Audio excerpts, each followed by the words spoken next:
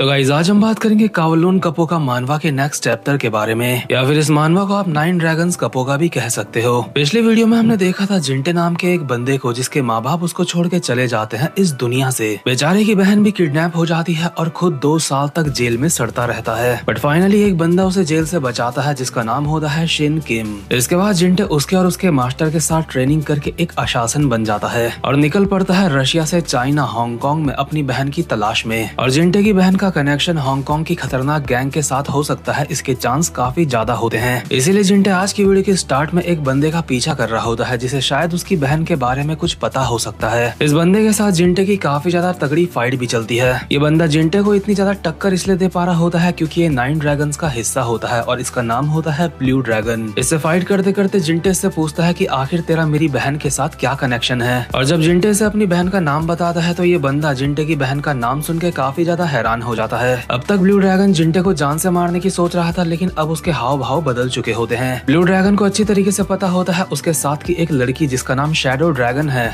उसने स्नाइपर से जिंटे के ऊपर काफी ज्यादा दूर से निशाना लगा रखा होता है और कभी भी जिंटे की खोपड़ी खोल सकती है। बल्कि शैडो ड्रैगन ने बुलेट फायर कर भी दी होती है जो जिंटे के बस लगने ही वाली होती है। बट ब्लू ड्रैगन अचानक से उछल के आता है और जिंटे के एक लात मार के उसे चलती हुई बस के कांच से नीचे फेंक देता है और इस वजह से जिंटे के ऊपर गोली नहीं लगती, यानी कि ब्लू ड्रैगन ने जिंटे की जान बचाई होती है। एंड मोमेंट में तो जिंटे को भी पता चल गया था कि उसके गोली पड़ने वाली है, इसलिए उसका ध्यान डिस्ट्रैक्ट हो गया था, इसलिए ब्लू ड्रैगन उसके लात मार पाया। जिंटे को यह बात अच्छी तरीके से पता होती है कि इस पीले बाल वाले बंदे ने अभी अभी उसकी जान बचाई है, इसलिए जिंटे को समझ नहीं आ रहा होता है कि आखिर यहाँ पे हो क्या रहा है। जिंटे बस के अंदर इस पीले बाल वाले बंदे को देखे जा रहा होता है और वो भी इसे देखे जा रहा होता है, दोनों कुछ नहीं कहते।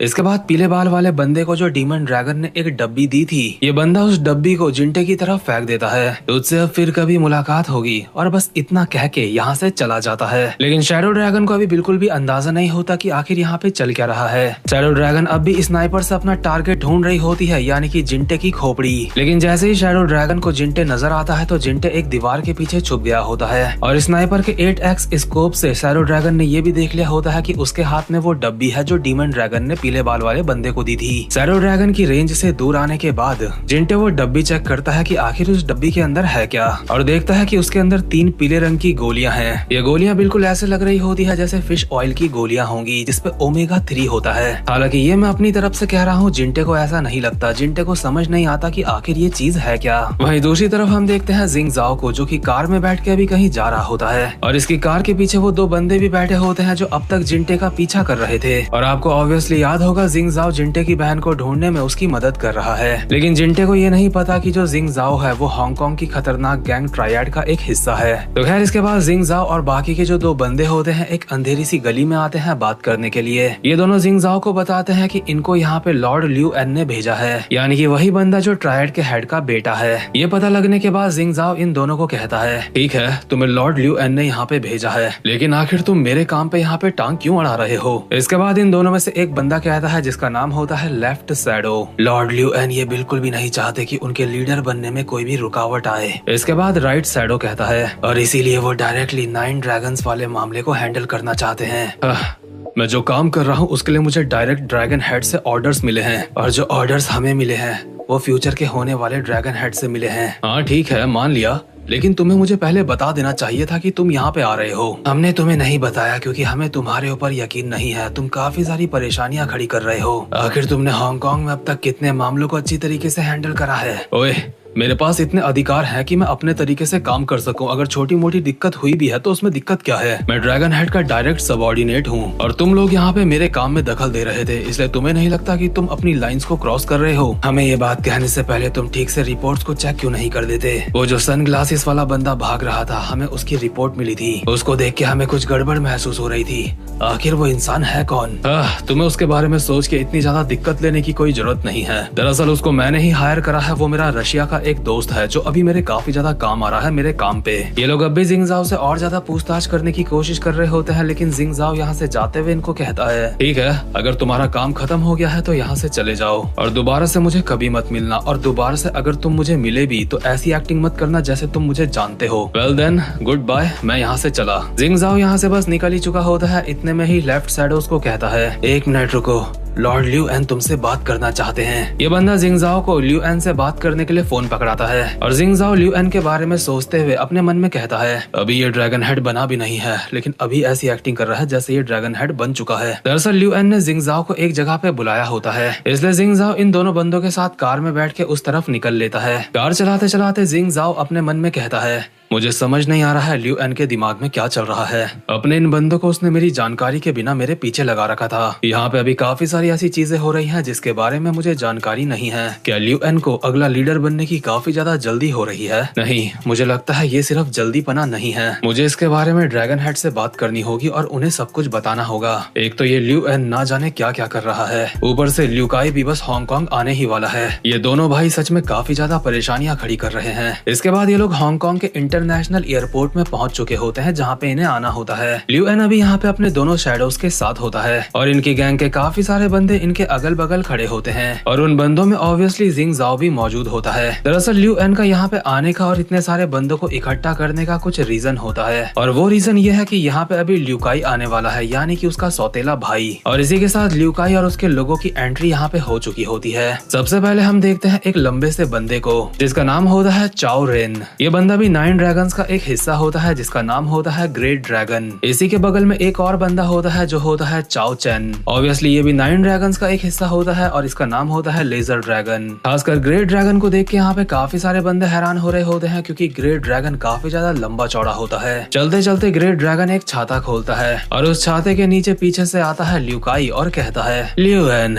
तूने सच में काफी ज्यादा मेहनत करी। अब मैं तुम्हें किसी ऐसे से मिलाना चाहता हूँ जिसके साथ मेरा खून का रिश्ता है। इसके बाद लेजर ड्रैगन भी एक छाता खोलता है और पीछे से उसके नीचे आती है एक लड़की और लियू काई कहता है, आ जाओ लिन जीशिया। और ये जो लिन जीशिया नाम की बंदी होती है, भले ही लियू काई इसे लिन जीशिया बोल रहा है, लेकिन असल में ये लड़की होती है शियो जिना, यानी कि जिंटे की बहन। और सिर्फ इतना ही नहीं बल्कि अभी ये भी 9 ड्रैगन्स का एक हिस्सा बन चुकी होती है और इसका कोड नेम होता है व्हाइट ड्रैगन। लेकिन मासूम सी जिना आखिर यहाँ पे क्या कर रही है और वो लियू काई की बहन कैसे बन गई, ये बात अभी किसी को कुछ नहीं पता। लियू काई ने सबसे जिना को ऐसे इंट्रोड्यूस करवाया है जैसे वो उसकी बहन है। लेकिन अच्छी बात यह है कि जिंगजाओ भी यहाँ पे मौजूद है। जिना को देख के जिंगजाओ को उस फोटो की याद आ जाती है जिसमें उसने जिंटे की बहन को देखा था। भले ही फोटो में ये लड़की काफी ज्यादा अलग लग रही थी, लेकिन जिंगजाओ को ये बात पक्का पता होती है कि ये एल्बिनो लड़की है। जिंगजाओ को ये बात कंफर्म हो चुकी होती है, ये वही लड़की है जिसे जिंटे ढूंढ रहा है। लेकिन जिंगजाओ को ये समझ नहीं आ रहा होता है कि अगर ये जिंटे की बहन है तो लियू काई इसे अपनी सगी बहन क्यों बोल रहा है। मतलब अभी यहाँ पे फुल घपलेबाजी चल रही होती है जिसके बारे में उसे बिल्कुल भी अंदाजा नहीं है। लियू एन जो कि लियू काई का सौतेला भाई है उसको कहता है, तूने कहा ये तेरी छोटी बहन है,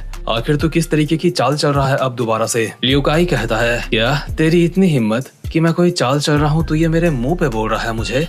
मेरी बहन की मदर और मेरी मदर सेम है, हमारे फादर सेम नहीं है। और जिंगजाओ लियू काई और उसकी बहन को साथ में देख के अपने मन में कहता है, मुझे इस बात के ऊपर यकीन नहीं होता कि ये दोनों भाई बहन हैं। लियू एन भी अपना सर पकड़ लेता है और कहता है, फादर जब तेरी बहन के बारे में सुनेंगे तो सच में उन्हें भी काफी ज्यादा हैरानी होगी। ठीक है, हम सारे के सारे अब हेडक्वार्टर्स जा रहे हैं। इसी के साथ ये सारे लोग यहाँ से निकल लेते हैं। वहीं दूसरी तरफ हम देखते हैं जिंटे को जो कि हांगकांग की गलियों में घूम रहा होता है और एक अपार्टमेंट के अंदर एंटर कर जाता है। यहाँ पे जाके जिंटे एक दरवाजे को खटखटाता है और अंदर से आवाज आती है कि आ जाओ। जिंटे जैसे ही अंदर आता है तो एक लड़की जिंटे का कॉलर पकड़ के उसको दीवार में चिपका देती है और कहती है, आखिर ये सब कुछ क्या चल रहा है? तेरी वजह से शहर पे चाकू और गोलियां चल रहे हैं। मैंने तुझे पहले ही कहा था कि ट्रायड्स के साथ बिल्कुल भी इन्वॉल्व मत होइयो। तेरे फैलाए हुए रायते को कोई साफ कर रहा है, इसका मतलब ये नहीं है कि तू रायता फैलाता जाए। ये हांगकांग है, रशिया नहीं है। आखिर मैं तुझे और कितना कवर करूंगी? ऑब्वियसली ये लड़की वही है जो जिंटे को हांगकांग में शुरुआत में मिली थी और इसका नाम है मरीना।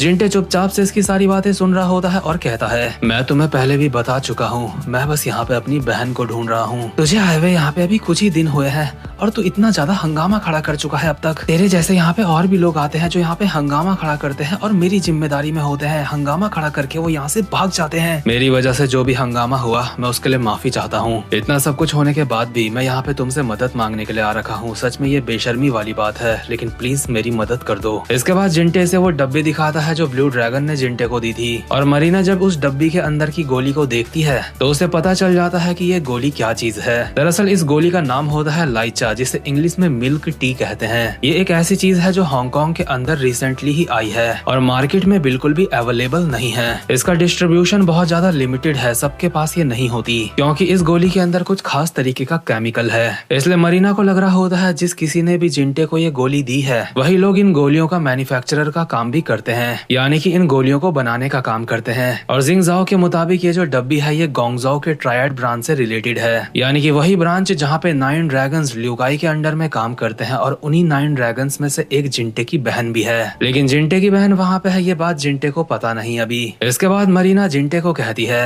जल्दी ही ट्रायड का कोई अगला लीडर बनने वाला है, उसी के साथ ड्रग्स, फायर आर्म जैसी चीजें शहर में चल रही हैं। ये सारी बातें इसी चीज का संकेत हैं कि गोंगजाओ कुछ तो कर रहा है हांगकांग के खिलाफ। जिंटे, अगर तुम ऐसे ही इन चीजों का पीछा करते रहे तो तुम वॉर के बीच में फंस सकते हो। मैं जानती हूँ तुम्हारी बहन तुम्हारे लिए काफी ज्यादा जरूरी है, लेकिन अभी के लिए इन सब से बाहर रहो। मुझे फर्क नहीं पड़ता कि वो हरामजादे क्या कर रहे हैं, बहुत सालों बाद मुझे अपनी बहन के बारे में कुछ पता चल रहा है। अब मैं ऐसे ही इस मौके को ऐसे जाने नहीं दे सकता। अगर मैं अपनी बहन को ढूंढ पाता हूँ तो ही मैं अपनी जिंदगी में आगे बढ़ सकता हूँ। तो तुम अभी पीछे नहीं हटोगे तो फिर जिंगजाओ का क्या होगा? उसने मुझे कहा था कि वो मुझे बाद में मिलेगा अगर उसे कुछ पता चला तो। अच्छा ऐसी बात है, लेकिन तुम्हें बताना चाहती हूँ जिंगजाओ के ऊपर ज्यादा यकीन मत किया करो। जब तुमने ट्रायड्स के उन बंदों को मारा था तो उसने कहा था वो इस मामले को हैंडल कर लेगा, है ना? लेकिन तुम्हें पता है तुमने ट्रायड्स के बंदों को मारा है और ट्रायड्स के बंदों को मार के इस मामले को हैंडल करना इतना आसान नहीं है, लेकिन उसके बावजूद भी उसने ऐसा करा है। इतने में ही जिंटे के फोन में मैसेज आता है कि जब तुम ये मैसेज देखो तो मुझे कॉल करना, और ऑब्वियसली ये मैसेज जिंगजाओ का ही होगा। तो खैर जिंटे मरीना को थैंक्स कह के यहाँ से निकल लेता है। वहीं दूसरी तरफ ब्लू ड्रैगन डीमन ड्रैगन को कहता है कि मैंने लाइचा हेडक्वार्टर्स के बंदों को दे दिया है। डीमन ड्रैगन कहता है कि तुमने कंफर्म करा था कि वो हेडक्वार्टर्स से ही है जिनको तुमने लाइचा दिया था। ब्लू ड्रैगन को समझ नहीं आता कि अब वो क्या बोले। इतने में ही शैडो ड्रैगन कहती है मैंने देखा था उनमें से कुछ लोग हेडक्वार्टर्स से थे, लेफ्ट शैडो और राइट शैडो वो दोनों के दोनों ल्यू एन के बॉडीगार्ड हैं, और बाकी के जो 2 बंदे थे उनमें से एक बंदा वो था जिसने वेव ड्रैगन के फोन से हमें कांटेक्ट करा था। चाहे मैं कितनी भी छानबीन कर लूं इसके अलावा मुझे और कुछ नहीं पता चला, लेकिन वो चाकू वाला बंदा जरूर एक रशियन हिटमैन था। आखिर तुमने उस चश्मे वाले बंदे को जिंदा क्यों छोड़ दिया? इससे क्या मतलब है मैंने उसे जिंदा छोड़ दिया, वो जिंदा बच गया। लेकिन तुम्हें नहीं लगता वही वो इंसान है जिसने वेव ड्रैगन को मारा होगा? पता नहीं, वहाँ पे ऐसी सिचुएशन नहीं थी कि मैं उससे ये सवाल करता। मुझे लगता है उसे मार देना ही सही रहता, बाद में चल के वो हमारे लिए परेशानी खड़ी कर सकता है। और सच में ब्लू ड्रैगन और शैडो ड्रैगन को देख के मुझे कुछ तो गड़बड़ लग रही है। ब्लू ड्रैगन ने वो बॉक्स जिंटे को दिया है, लेकिन वो डीमन ड्रैगन को ये बात बता नहीं रहा है। शैडो ड्रैगन ने भी वो बॉक्स जिंटे के हाथ में देखा था, लेकिन उसने भी डीमन ड्रैगन को नहीं बताया और न ही ब्लू ड्रैगन को। लेकिन इतने में ही डीमन ड्रैगन इन दोनों को कहता है ल्यूकाई हांगकांग के हेडक्वार्टर्स में एंटर कर चुका है, इसलिए अब वक्त है अगला कदम उठाने का। हमें ध्यान रखना होगा कोई भी छोटी मोटी चीज हमारे प्लान के बीच में ना आ सके, इसीलिए मैंने किसी ऐसे को बुलाया है जो छोटी से छोटी प्रॉब्लम को भी हमारे प्लान के बीच में नहीं आने देगा। और इसके अगले सीन में हम देखते हैं एक अंधेरी सी जगह पे एक बंदा खड़ा होता है जिसका नाम होता है ली चेन, और ये बंदा एक बहुत ही ज्यादा हाई लेवल का अशासन होता है, और इसको शायद डीमन ड्रैगन ने ही यहाँ पे बुलाया है। और सच में ये बंदे की शक्ल देख के ही साफ पता चल रहा है कि ये काफी ज्यादा खतरनाक है। तो खैर चीजें इस मानवा में काफी ज्यादा इंटेंस चल रही हैं। ल्यूकाई अपना प्लान बना रहा है, जिंटे के अपने गोल्स हैं, साथ ही में ल्यू एन अगला लीडर बनना चाहता है ट्रायड्स का किसी भी कीमत पे। आगे क्या होने वाला है देखने में सच में काफी ज्यादा मजा आने वाला है। तो खैर गाइस ये वीडियो यहीं पे खत्म होती है। वीडियो को लाइक और चैनल को सब्सक्राइब जरूर से कर लेना। अब मैं मिलूंगा आपसे अपनी नेक्स्ट वीडियो में, तब तक के लिए गुड बाय।